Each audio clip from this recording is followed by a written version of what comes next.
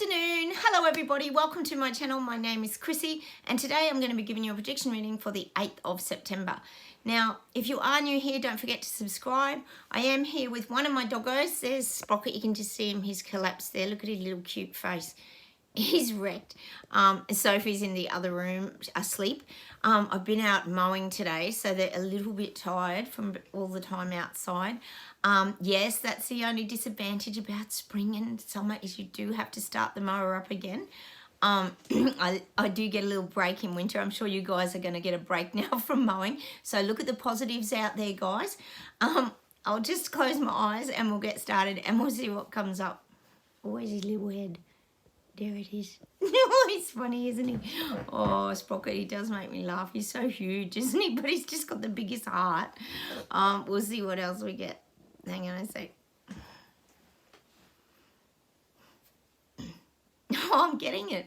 I think I said this way back in the beginning here. There's something about like coal miners striking, or there's going to be like miners starting to strike. Now, we're having so many strikes here in Australia.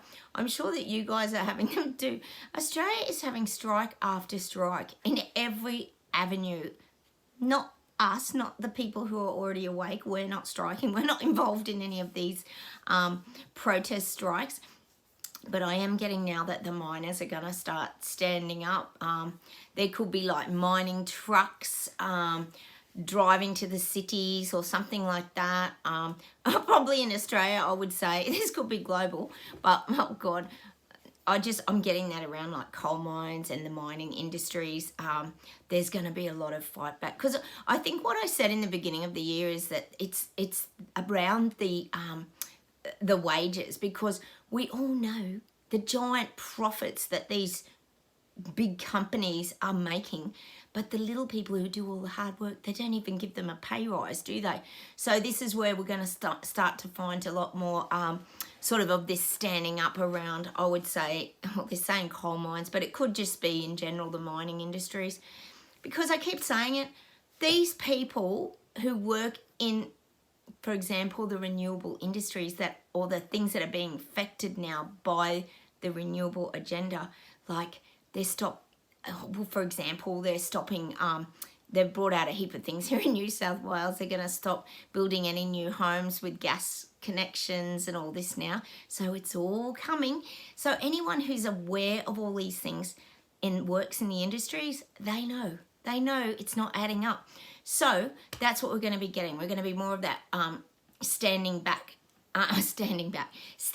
up in these mining kind of areas now. The mining, the coal mines, gas mines, more strikes, more pushback, I do feel. And that, I would say that's going to be global. I wouldn't just say that was here in Australia. I'm not surprised if it happens here in Australia. We've got some brilliant resources here in Australia.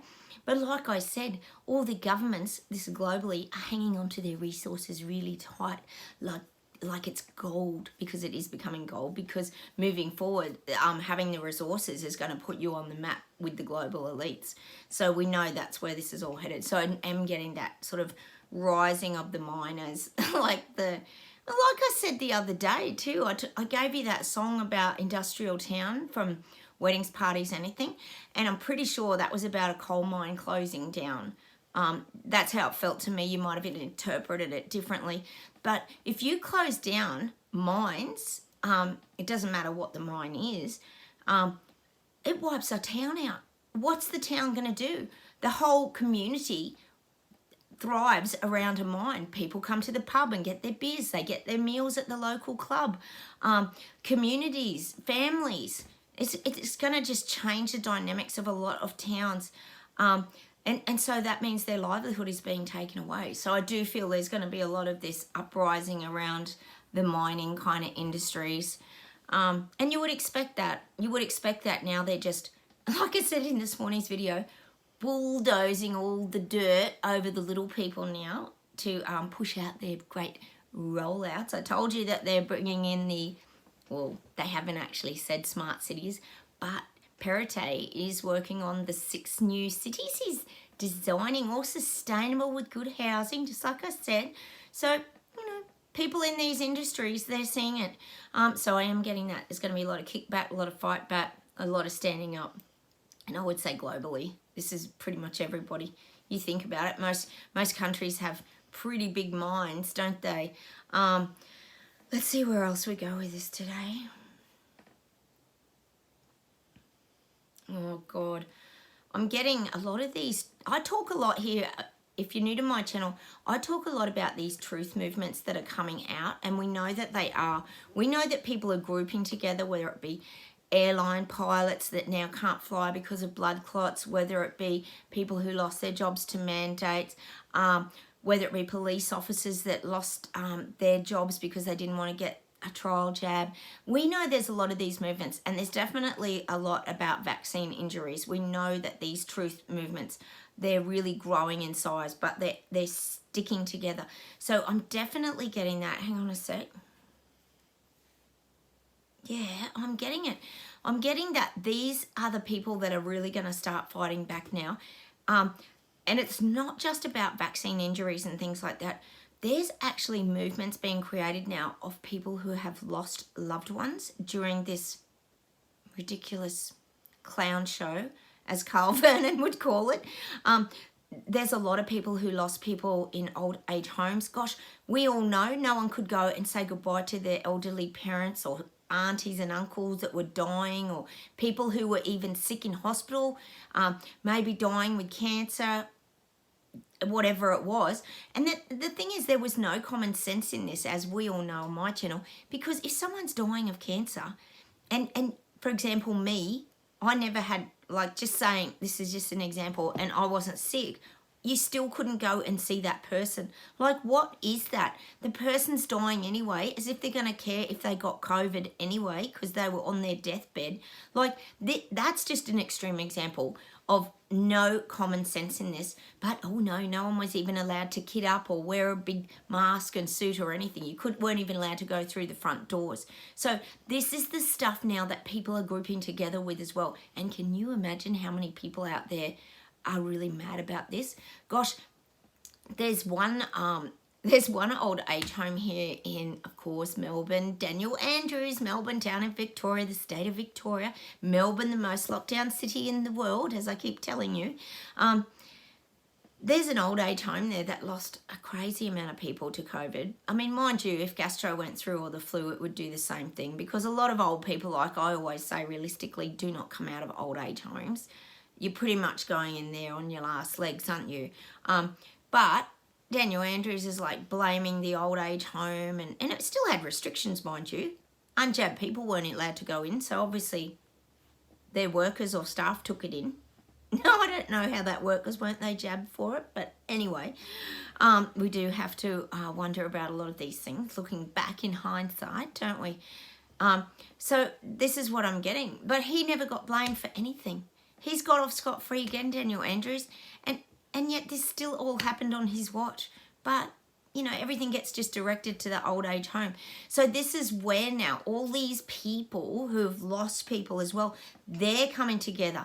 They're creating a big movement now. It's huge. These things are really growing now. Because a lot of people have lost loved ones. A lot of people lost loved ones just through vaccine injuries. There's been a lot of children that have died. Heaps of people, old people. How many people do we all know here that have had strokes and heart attacks, were perfectly healthy, myocarditis? How many young sportsmen and probably women have had, mostly men, because it was very high, the myocarditis in these young sports people? No, all gone. We don't hear anything about it, but it was on YouTube and that for a while being shared. But have you noticed that's really gone down in the feeds now? Oh yeah, let's get that down in the algorithms and hide that away. We don't want anyone seeing, you know, that the numbers in like 30, 40-year-olds having heart attacks is on the increase. And again, all becoming normalised, like you got to have a defibrillator in your home. That's what they were pushing here in Australia, that every street should have a defibrillator. All of a sudden, like what?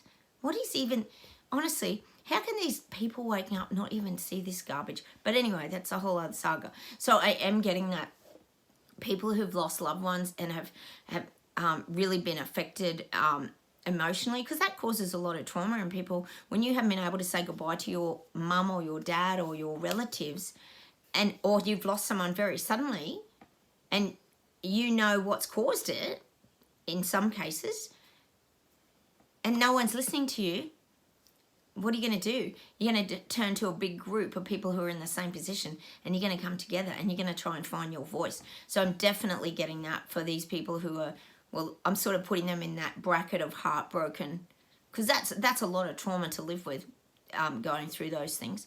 So they're coming together. So there's a lot of movement happening. There's a lot of movement happening globally.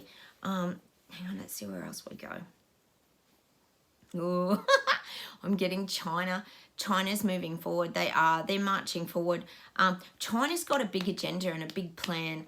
They want to wipe a lot of countries out. They do. They are very resourceful in their how would you say it? In their manipulation of. I always talk about commodities with China, because they're very, very big at the wheeling and dealing kind of thing with the commodities. So I am getting China's really making their move forward now. We might start hearing about them a lot more globally. They're going to have a lot of impact on a lot of countries now. Hang on, let me just see what else we get with this. But again, it's going to be this like stealth. It's by stealth. See, people won't know. I even told you here that in Australia, China owns a lot of stuff in Australia, and people don't know that. A lot of people aren't aware, because as we know, they don't do their bits of research. So I'm getting that China moves in by stealth. They're very, very sneaky. There's certain things that we know about China, but they're also, what would you say? They kind of hover in the background. And it actually shows me that they pull a lot of strings. It's almost like it's showing me them kind of pulling back the curtain. So if you think of a curtain with the strings on it, you pull it back. Well, that's what China does. They're kind of they're in control of what's being seen and what's not being seen to do with them. They control that a lot. They only let people know sort of what they want them to know. I'm getting that visual of like the Solomon Islands, when they bought up the Solomon Islands recently. And I think Australia's worried they're going to put this military strip or something on the airstrip, which we know they are. God, as if they're not going to. And so there's a lot of this, let's close the curtains. But China does a lot of this opening and closing of the curtains, so people can see some things but not other things. So I'm getting that they're in control of their own curtains. That'd be right, wouldn't it? China. But they are marching forward. They're really globally putting themselves on the map. They always sort of were on the map, I think. They've never really not been on the map. But I do feel like they're starting to dominate. They're starting to dominate in the commodities. They're very clever with the exchange of goods and sort of, I guess, services as well, really, if you think about that. Hang on, let me see where else we go today.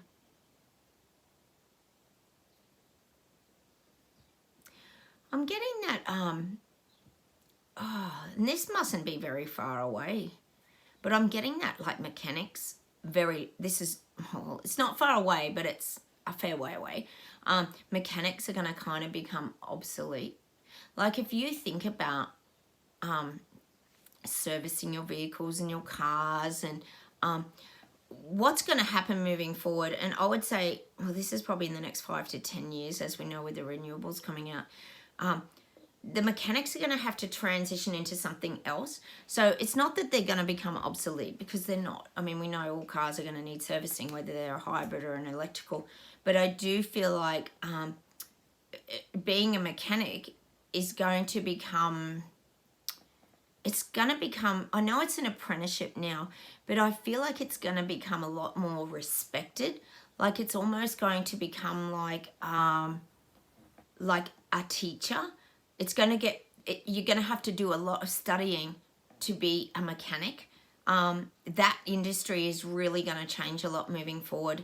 I feel like there's going to be a lot more study involved. There's going to be a lot more IT involved, as we know there is. We own a battery shop, and you've still got to put all those, I don't do them myself, you still got to put all the radio protection stuff on, because you don't want to lose all your gadgetry and all your info that's in your infotainment and all that. So I'm getting that this is going to become quite an in-depth vocation, I would say, is the word, isn't it? So that's what I'm getting for mechanics. It's going to evolve, and it might even be rather than just like the mechanic that you imagine in the overalls, like under the car, tapping around under the bonnet and doing all those things as well. It might be that the mechanic industry moving forward expands. So you're going to have like a mechanic just for batteries. You're going to have a mechanic just for electrical. You're going to have a mechanic that works just on, what would you say it? Basic maintenance. So I feel like they're going to umbrella mechanics into a more specific range of skills. I know we've got kind of auto electricians and things like that now, but I feel like it's going to become even more specific. That's mechanics moving forward. They're going to start, and that's not, it's probably in the next 5-10 years, they're going to start training them in a different way, which they'll have to adapt. You know, that's going to change the battery industry, even for us moving forward, I guess. But a lot of hybrids run on batteries. They're just going to be different kind of batteries, I guess. But I do get that there'll be a lot of changes in the mechanical aspects of how we move forward with all of this. And there will be less demand for that, because obviously they're going to reduce people having cars. We know that. So, yeah, they're going to have more specific kinds of mechanics for certain areas. Well, they're going to need them for their smart train. So maybe all the mechanics could go and work on the smart train, some of them. But I'm getting that's going to become a quite well-respected position. I'm not saying mechanics aren't respected, because they are, but we all know you can get some really dodgy mechanics, and you always see them like, and you get that, you know, you always have a handful of people that are a bit dodgy, but they're going to become more prestigious in their status in society, is probably the word I'm looking for, moving forward. When you think of electric cars and that, it kind of has that status, doesn't it? Maybe not so much moving into the future, because they're going to have to make electric cars more affordable for people. But still, at the moment, I would say that electric cars still have a status and an image to them. Like when you see someone with example, a Tesla or a Lexus or something like that, you always know that they're quite well off. Like, you just know it automatically, because they have to be, because they're so dear. Oh my gosh. So yeah, a few changes around that industry. I'll just see what else we get.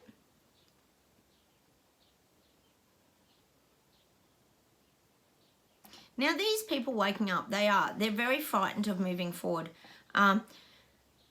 They're hesitating, and they are, because, oh my God, was it Carl Vernon I was telling you about this morning? I watched this video about him and the clown show, and he was talking about how now with the renewables, they're even using the same language, which is 2 days to flatten the curve. I can't remember where it was. It must have been in the UK. And they were talking about 2 days to flatten the curve with the renewables and the electricity. So they're kind of using the same terminology. Oh my God, let's hope it doesn't create a mass psychosis again. But the same thing around the beginning of the jab, they're using it like, if you turn off your heaters sort of thing for 2 weeks, it'll flatten the curve and we can get on top of the power shortages.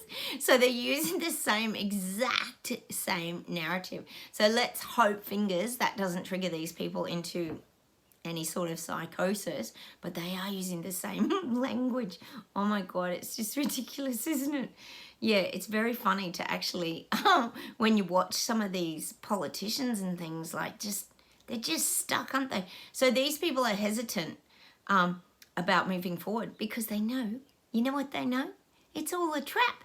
It's like a big mouse trap. Like, you put the cheese on the mouse trap and the little mouse comes and eats it, and then he gets stuck there, and then the next time his tail might get stuck or something, but the next time it goes bang and it squashes him and kills him.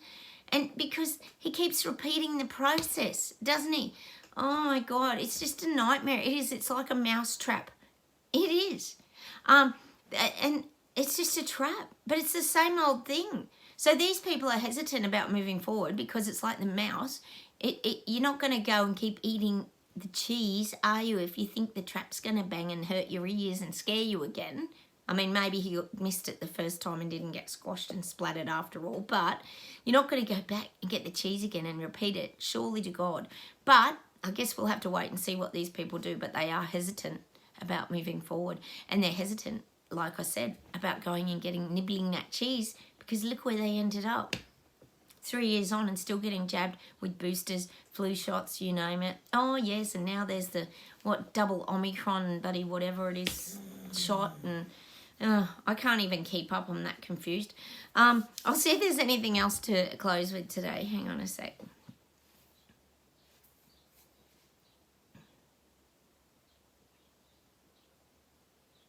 Now it's showing me where, this is for you guys watching my channel, we're holding this kitten.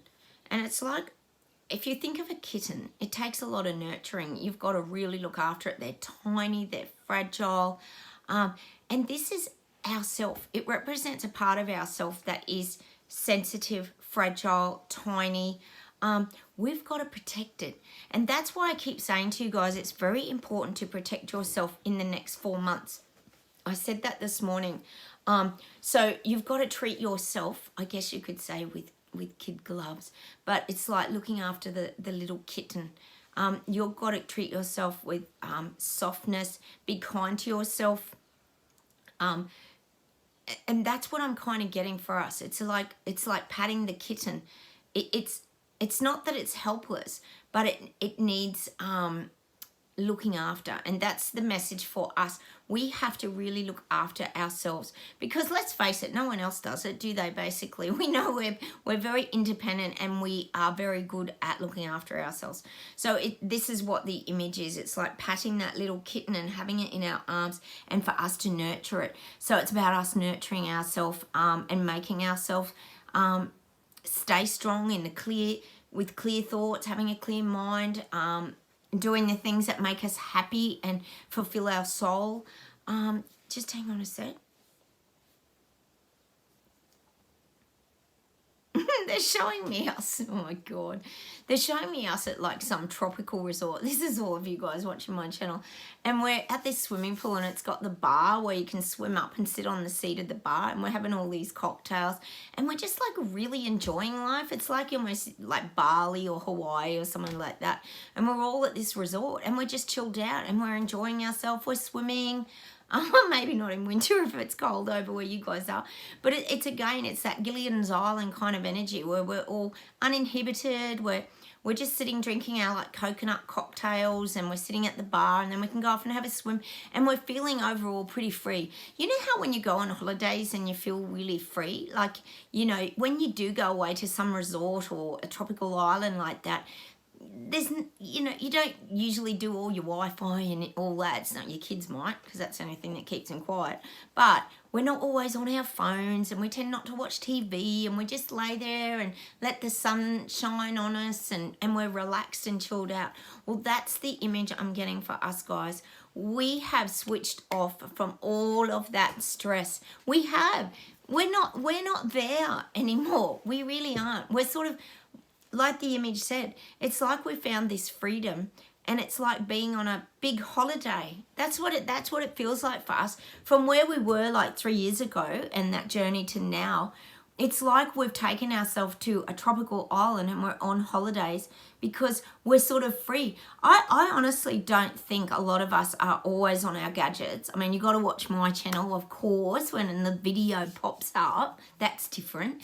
No, but I'm saying we're not like always on Facebook, and we're not always on Instagram, and we're not sort of competitive people who are trying to outdo each other and, oh, look what I've got on Facebook. And that's not us. That's not who we are at all. So we have really simplified our lives to the point that we're sitting at the bar in the pool, having a nice cocktail and just all relaxing.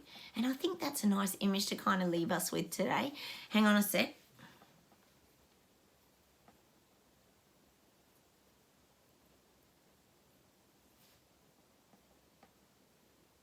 Oh, I can't get it. They keep trying to give me a song. Hang on a sec. No, I can't get it. I can't get it. Oh, it's something about don't go chasing waterfalls. Don't go chasing waterfalls. I don't know who sings it. I can't get it. Anyway, I'll come back to you with that. I'll come back to you with that tomorrow and see if I can get the song. Oh, I'm not sure who sings it. Hang on. Oh, now they're giving me a different song. Oh, they're funny, aren't they? We're getting a bit of Beatles lately. I'm getting the song Let It Be. And I think what they're saying is, let all this be, because we're not in it. We're off on our big holiday over here in Terrabella Resort, relaxing. And we've got to just let it be. Let it be. It's not our stuff. Just let it be. All right, I'm going to leave you with the Beatles, Let It Be today. Let's go listen to that. I'll come back tomorrow. If I think of the other song, I'll let you know tomorrow. All right, I'll say goodbye from Australia. Bye from Sprocket, who's snoring over there. And have a wonderful day, everybody. I'm sure it's day where you guys will probably get this video. I'm off probably to bed, not far away. And I'll say goodbye from Australia. Take care, everybody, and I'll see you soon. Bye.